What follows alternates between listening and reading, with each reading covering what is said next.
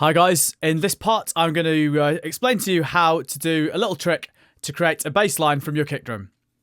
So the idea is that by adding a certain kind of delay onto your kick, you can create a kind of booming, galloping bass line kind of effect. Probably the most classic example of this I can think of is Underworld's Born Slippy, where the bass line is basically just made up of these echoes from the kick.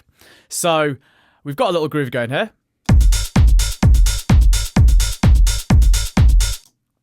And we're going to use the kick drum to make the bass.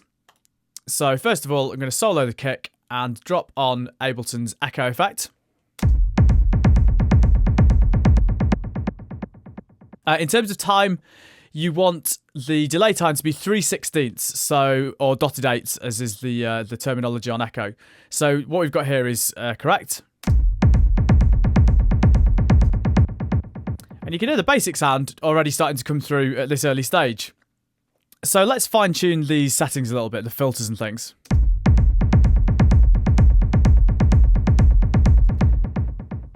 We've got a high-pass filter here at 50 Hz, so we want lots of bottom end, so let's bring that down as low as it'll go. And play with the low pass, because we kind of want the delays to be a bit more dull compared to the main kick.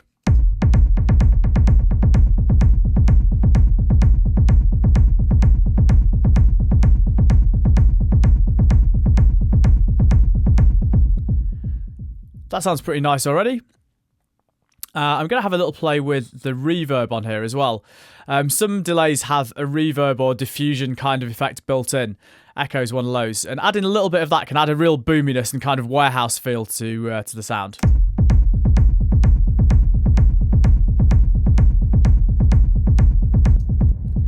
Yeah, just adding that little bit there sounds really cool. Now, you may have noticed that because it's the feedback from the delays building up, it takes a couple of beats after I hit play for things to really get going. And when I press stop, you hear the delay tailing off, which also in your arrangement probably isn't going to be that useful. So what we need to do now is get a little bit more control. So I'm going to duplicate our kick track here. And the original one, I'm going to delete the echo and put that back exactly how it was. And on the duplicate here, I'm going to go in and put the dry wet all the way to wet. So you've got just the echoes on this channel.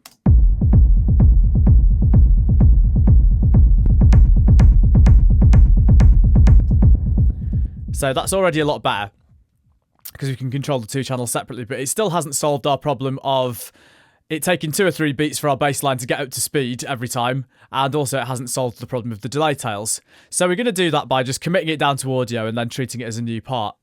So I'm going to go in firstly and just extend the length of our loop a little bit to make sure we've got enough. So I'm just going to duplicate the loop a couple of times, just so we've got 4 bars there instead of 1, which will be plenty of time for things to get up to speed. And then I'm going to right click on our track header here and freeze. And then right click again and flatten. So you can see that we've got a big old long chunk of the kicks now. I actually did that far longer than we really needed to, but not a problem. And you can see that we have that little pause at the start before it gets into its groove.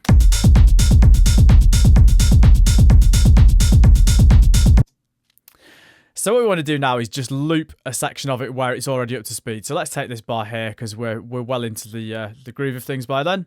So I'm going to right click and do loop selection. Now when I press play and stop, the bass line will be straight in straight away and it'll stop as soon as I press stop.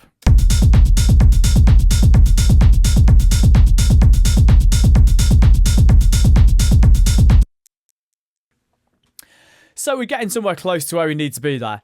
I'm going to tweak the relative levels of these a little bit.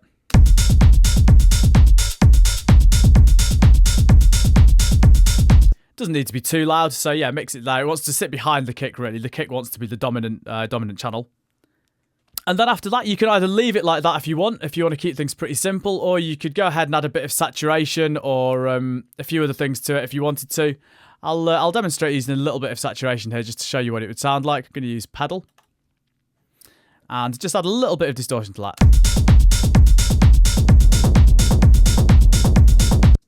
And we need to back the level back down again to compensate for that.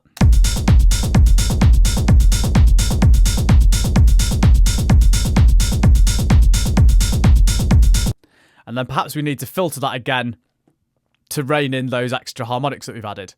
So let's stick an auto filter on there as well.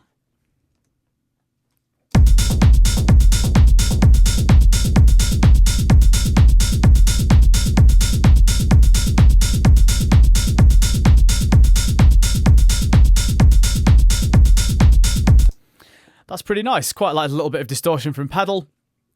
The auto filter reins it back in, and we're all good. One thing that you do need to be aware of with this, depending on what delay plugin you're using, is that sometimes, particularly the reverb sections, but also sometimes the delay sections as well, can add a bit of stereo width to things, which in normal use is pretty cool and like a nice little effect to have. But on bottom end, you absolutely do not want any stereo width going on at all. So what we can do here is use a new feature of utility in Live 10, which is this bass mono section down here. So if we set our track going,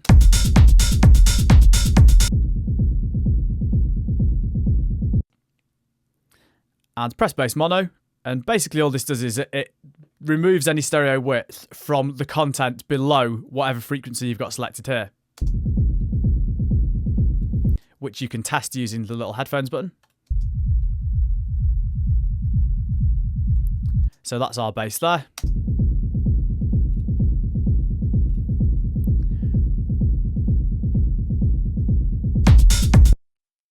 So that's guaranteed that the bottom end is 100% mono, which is what we need. So yeah, that is how to make a delayed kick bass line.